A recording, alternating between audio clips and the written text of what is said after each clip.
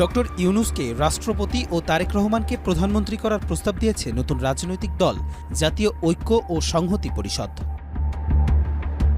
তারা দেশের অন্তর্বর্তীকালীন সময়ের জন্য একটি জাতীয় সরকার গঠনের প্রস্তাব দিয়েছেন, যেখানে রাষ্ট্রপতি দায়িত্বে থাকবেন ডক্টর মোহাম্মদ ইউনূস এবং প্রধানমন্ত্রী হিসেবে দায়িত্ব পালন করবেন বিএনপির ভারপ্রাপ্ত চেয়ারম্যান তারেক রহমান।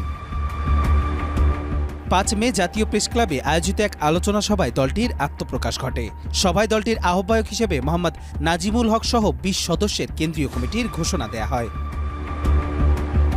জাতীয় সরকারের প্রস্তাবিত কাঠামোতে বদিউল আলম মজুমদারকে উপরাষ্ট্রপতি ও ডক্টর শফিকুর রহমানকে উপপ্রধানমন্ত্রীর দায়িত্বে রাখার প্রস্তাব করা হয়েছে।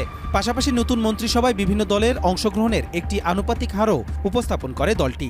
তাদের প্রস্তাব অনুযায়ী বিএনপি পাবে ২৫%, জামায়াত ইসলামী 20%, এনসিপি 15%, ইসলামী আন্দোলন 5% ও গুরুত্বপূর্ণ ব্যক্তিরা 10% এবং অন্যান্য দলগুলো পাবে 25%। কবির চৌধুরী চয়, মাই টিভি, ঢাকা।